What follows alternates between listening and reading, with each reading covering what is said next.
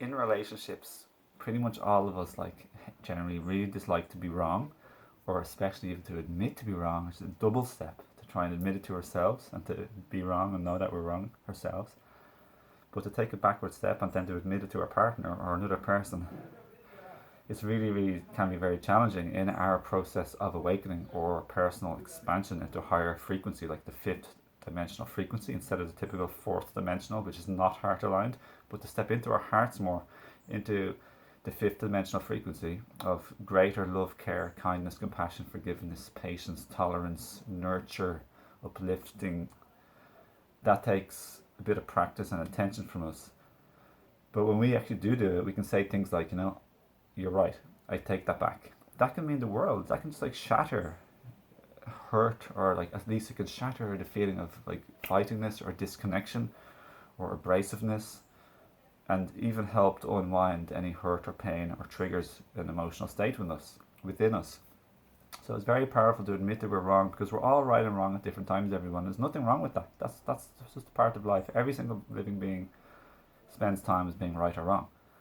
But on our path to continual growth and evolution, it's a beautiful thing to say, you know what, I was wrong, or I made this mistake, or sometimes even use the word I failed at this way. I failed to create harmony. I failed in creating what I wish to create deep in my heart, which is more love, safety, like togetherness, like upliftment, harmony, peace, love, connectedness, etc. I know I'm saying some of the words over again.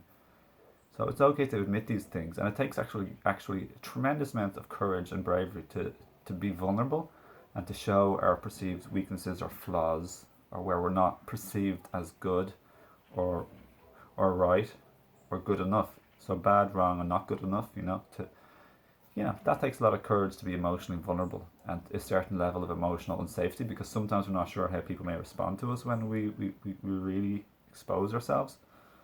But just all in all, it's an undoing of our ego and an opening up and a blossoming of our heart. It's beautiful, the lotus within us. It's gorgeous. I love this so much. So in this video, I hope that you get across or start to practice saying some of these words like you're wrong, or I take that back, or you're right, or I'm sorry. I just want peace and I want us to get along, and you were right, I was wrong.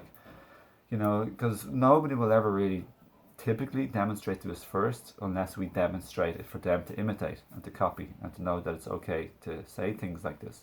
So we are the leaders. You watching this now, you are a leader in this world. You are in the awakening squad of embodying and bringing forth the fifth dimensional frequency much more than an average person who's like really still fully asleep and they're just totally lost in patterns and trauma.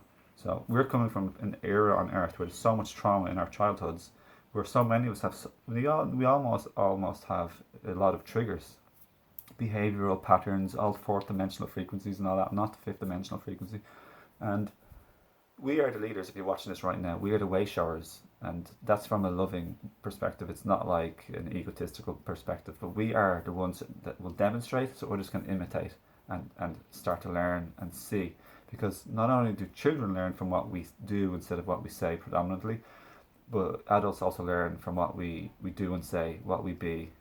Yeah. So the biggest, the best, and most fundamental, in my opinion, creative process or manifestation is to manifest and to create our mental and emotional state of being, our inner reality, our frequency. We are that creator, and that's the most beautiful thing for me. I love that the most at the moment, because everything we even do in the outside, like business, fitness, they're beautiful creations, and I love them so much too.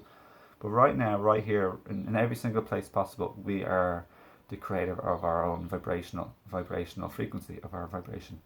And we create that through our intention and choice to be something bigger or better or grander or more evolved, something more beautiful, something more deeper than the way we were previously in life.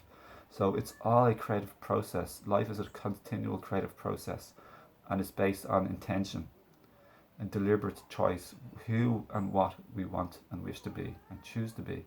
And we live that and eventually be it. And then the world changes as more of us do this. So thank you for watching. Lots of love to you.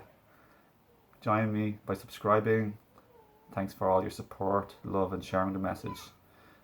Please share the message to the world as inspired. And connect with me on Facebook, Instagram, and Twitter. Check in my one-to-one coaching, my websites, my herb store, anything you want at all whatsoever.